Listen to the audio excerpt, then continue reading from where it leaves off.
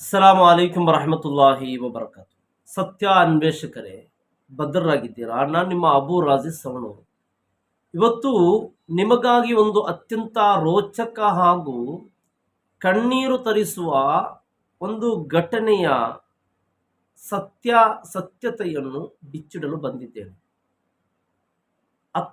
ಕೇವಲ 19 ವರ್ಷದ ಮುಗ್ಧ ಹುಡುಗಿ ಮುಬಶ್ಶಿರ ಈ ಲೋಕವನ್ನೇ ತೊರೆದು ಮೈಯತ್ತಾಗಿ ಹೋಗಿದ್ದಾಳೆ. ಹೌದು, ಒಂದು ಕಡೆ ಕಣ್ಣೀರು, ಇನ್ನೊಂದು ಕಡೆ ಇಡೀ ಸಮಾಜ ಆಕೆಯ ಮರಣದ ಸುತ್ತ ಹೆಣೆಯುತ್ತಿರುವ ಕತೆಗಳು. ಕೇವಲ 19 ವರ್ಷದ ಪ್ರಾಯದಲ್ಲೇ ಆಕೆ ಇಲಿ ಪಾಷಾಯನ ತಿಂದು ಆತ್ಮಹತ್ಯೆ ಮಾಡಿಕೊಂಡಿದ್ದಾಳೆ ಎಂಬ ಸುದ್ದಿ ಕೇಳಿದಾಗ ಇಡೀ ಕೇರಳದ ಕಾಸರಗೋಡು ತತ್ತರಿಸಿ ಹೋಗಿದೆ. ಆದರೆ ಇಲ್ಲಿಯೇ ಒಂದು ಪ್ರಶ್ನೆ ಮೂಡುತ್ತದೆ: ಆಕೆ ನಿಜವಾಗಿಯೂ ಮರಣ ಹೊಂದಲು ಕಾರಣವೇನು?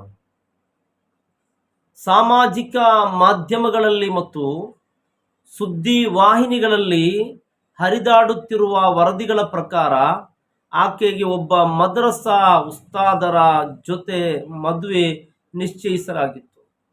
ಆದರೆ ಆಕೆಗೆ ಆ ಮದುವೆ ಇಷ್ಟ ಇರಲಿಲ್ಲ. ಮನೆಯವರ ಬಲವಂತಕ್ಕೆ ಬೇಸತ್ತು ಆಕೆ ಈ ಕಠಿಣ ನಿರ್ಧಾರ ಕೈಗೊಂಡಳು ಎಂದು ಬಿಂಬಿಸಲಾಗುತ್ತಿದೆ. ಆದರೆ ಮುಂದೆ ನಡೆದದ್ದು ಯಾರು ಊಹಿಸಿರಲಿಲ್ಲ.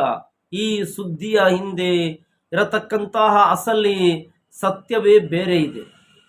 ಆ ಸತ್ಯ ಏನು? ಆಕೆ ನಿಜಕ್ಕೂ ಮದ್ರಸಾ ಉಸ್ತಾದರನ್ನು ದ್ವೇಷಿಸುತ್ತಿದ್ದಾಳೆ ಅಥವಾ ಪ್ರೀತಿಸುತ್ತಿದ್ದಾಳೆ ಎಂಬ ನಿಗೂಢತೆಯನ್ನು ನಾವು ಇಂದು ಸಾಕ್ಷ್ಯಾಧಾರಗಳೊಂದಿಗೆ ಹಂತವಾಗಿ ವಿವರಿಸುತ್ತಾ ಹೋಗೋಣ.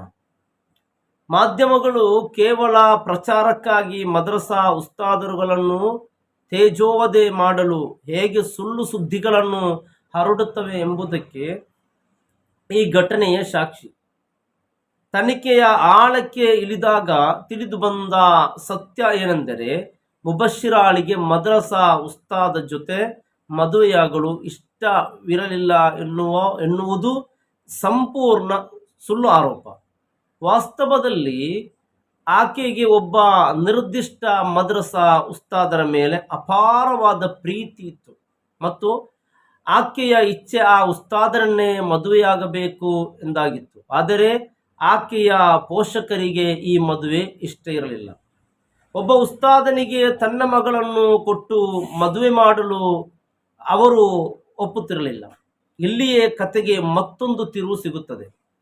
ಆಕೆ ತನ್ನ ಹಠಕ್ಕೆ ಬಿದ್ದು ಹೆತ್ತವರು ಒಪ್ಪದಿದ್ದಾಗ ಕೋಪ ಮತ್ತು ಆವೇಶದಲ್ಲಿ ಜೂನ್ 2ರಂದು ಮನೆಯಲ್ಲೇ ಇಲಿಪಾಷಾಯನವನ್ನು ಸ್ವಲ್ಪ ಪ್ರಮಾಣದಲ್ಲಿ ತಿಂದುಬಿಟ್ಟಳು. ಆಕೆ ಕೇವಲ ಹೆತ್ತವರನ್ನು ಹೆದರಿಸಲು ಮತ್ತು ತನ್ನ ಪ್ರೀತಿಯನ್ನು ಉಳಿಸಿಕೊಳ್ಳಲು ಈ ಬುದ್ಧಿಗೇಡಿತನ ಮಾಡಿದ್ದಾಳೆ ಹೊರತು ಪ್ರಾಣ ಕಳೆದುಕೊಳ್ಳುವ ಉದ್ದೇಶ ಆಕೆಗೆ ಇರಲಿಲ್ಲ. ಮಗಳು ವಿಷ ಸೇವಿಸಿದ್ದಾಳೆ ಎಂದು ತಿಳಿಯುತ್ತಿದ್ದಂತೆ ಹೆತ್ತವರು ಹೆದರಿ ಕೊನೆಗೆ ಆಕೆಯ ಇಚ್ಛೆಯಂತೆ ಆ ಮದ್ರಸಾ ಉಸ್ತಾದರ ಜೊತೆ ಮದುವೆ ಮಾಡಲು ಒಪ್ಪಿಕೊಂಡರು. ಆದರೆ ಅಷ್ಟರಲ್ಲೇ ಕಾಲ ಮಿಂಚು ಹೋಗಿತ್ತು. ಆಕೆ ತಿಂದ ವಿಷವು ದೇಹದ ಒಳಗೆ ನಿಧಾನವಾಗಿ ಹರಡಲು ಆರಂಭಿಸಿತ್ತು. ಚಿಕಿತ್ಸೆ ಫಲಕಾರಿಯಾಗದೆ ಆಕೆ ಆಸ್ಪತ್ರೆಯಲ್ಲಿ ಮರಣ ಹೊಂದಿದಳು. ಇದನ್ನೇ ಅಲ್ಲಾಹನ ವಿಧಿ ಎನ್ನುತ್ತಾರೆ. ಪ್ರವಾದಿ ಮುಹಮ್ಮದ್ ಸಲ್ಲಲ್ಲಾಹು ಅಲೈಹಿ ವಸಲ್ಲಂ ಅವರು ಹೇಳಿದ್ದಾರೆ, ಕೋಪವು ಶೈತಾನ್ನಿಂದ ಬರುತ್ತದೆ.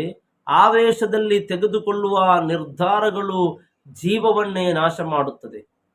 ಪವಿತ್ರ ಕುರ್ಆನ್ನಲ್ಲಿ ಅಲ್ಲಾಹನು ಹೀಗೆ ಹೇಳುತ್ತಾನೆ, ವಲಾ ತಕ್ತುಲು ಅನ್ಫುಸಕುಂ ಇನ್ನಲ್ಲಾಹ ಕಾನ ಬಿಕುಂ ರಹೀಮ. ಇದರ ಅರ್ಥ, ನಿಮ್ಮನ್ನು ನೀವೇ ಕೊಲೆ ಮಾಡಿಕೊಳ್ಳಬೇಡಿ. ವಿಷಯವಾಗಿಯೂ ಅಲ್ಲಾಹನು ನಿಮ್ಮ ಮೇಲೆ ಅತ್ಯಂತ ಕರುಣಾಮಯಿಯಾಗಿದ್ದಾನೆ. ಇಸ್ಲಾಂ ಧರ್ಮದಲ್ಲಿ ಆತ್ಮಹತ್ಯೆ ಮಹಾಪಾಪವಾಗಿದೆ. ತಾಳ್ಮೆ ಮತ್ತು ಸಹನೆ ಅತ್ಯಂತ ಮುಖ್ಯವಾಗಿದೆ. ಇತಿಹಾಸವನ್ನು ನೋಡಿದರೆ ಪ್ರವಾದಿ ಹಾಗೂ ಸಲ್ಲಲ್ಲಾಹು ಅಲೈಹಿ ವಸಲ್ಲಂ ಅವರು ಹಾಗೂ ಸ್ವಹಾಬಿಗಳ ಜೀವನದಲ್ಲಿ ಎಷ್ಟೋ ಕಷ್ಟಗಳು ಬಂದರೂ ಅವರು ತಾಳ್ಮೆಯಿಂದ ಅಲ್ಲಾಹನಲ್ಲಿ ಪ್ರಾರ್ಥಿಸುತ್ತಿದ್ದರು. ಆದರೆ ಇಂದಿನ ಯುವ ಪೀಳಿಗೆ ಸಣ್ಣ ವಿಷಯಗಳಿಗೂ ಆವೇಶಕ್ಕೆ ಒಳಗಾಗಿ ಇಂತಹ ಕಠಿಣ ನಿರ್ಧಾರವನ್ನು ತೆಗೆದುಕೊಳ್ಳುತ್ತಿರುವುದು ಕಳವಳಕಾರಿಯಾಗಿದೆ. ಮಾಧ್ಯಮಗಳು ಕೂಡ ಘಟನೆಯ ನೈಜ ಚಿತ್ರವನ್ನು ತಿಳಿಯದೆ ಮದ್ರಸಾ ಉಸ್ತಾದರುಗಳನ್ನು ದೂಷಿಸಲು ಶುರು ಮಾಡಿದ್ದು. ಉಸ್ತಾದರನ್ನು ಮದುವೆಯಾದರೆ ಜೀವನ ಹಾಳಾಗುತ್ತದೆ ಎಂಬ ತಪ್ಪು ಕಲ್ಪನೆಯನ್ನು ಬಿತ್ತಲು ನೋಡಿದರು. ಆದರೆ ಸಮಾಜದಲ್ಲಿ ಉಸ್ತಾದರುಗಳನ್ನು ಮದುವೆಯಾಗಿ ಅತ್ಯಂತ ಗೌರವಯುತ ಹಾಗೂ ಸಂತೋಷದ ಜೀವನ ನಡೆಸುತ್ತಿರುವ ಸಾವಿರಾರು ಹೆಣ್ಣು ಮಕ್ಕಳಿದ್ದಾರೆ. ವರದಿಗಾರಿಕೆಗೆ ಕೇವಲ ಮೇಲ್ನೋಟಕ್ಕೆ ಸುದ್ದಿಯನ್ನು ಓದುವುದಲ್ಲ, ಅದರ ಹಿಂದಿನ ಸತ್ಯವನ್ನು ಜಗತ್ತಿಗೆ ತಲುಪಿಸುವುದಾಗಿದೆ. ಇಸ್ಲಾಮಿಕ್ ಮಾರ್ಗದರ್ಶನದ ಪ್ರಕಾರ ನಾವು ಯಾವುದೇ ಸುದ್ದಿಯನ್ನು ಕೇಳಿದ ತಕ್ಷಣ ಅದನ್ನು ನಂಬಬಾರದು. ಅದರ ಸತ್ಯತೆಯನ್ನು ಪರಿಶೀಲಿಸಬೇಕು. ಇದೇ ವಿಡಿಯೋದಲ್ಲಿ ಮತ್ತೊಂದು ಹೃದಯ ವಿದ್ರಾವಕ ಘಟನೆ ವರದಿಯಾಗಿದೆ.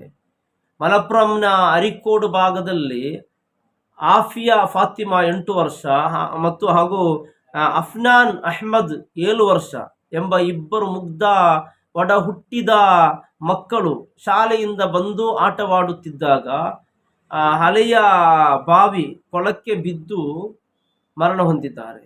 ಮಳೆಗಾಲದಲ್ಲಿ ಪೋಷಕರು ಮಕ್ಕಳ ಬಗ್ಗೆ ಎಷ್ಟು ಜಾಗರೂಕರಾಗಿರಬೇಕು ಎಂಬುದಕ್ಕೆ ಇದು ಕಣ್ಣು ತೆರೆಸುವ ಉದಾಹರಣೆಯಾಗಿದೆ.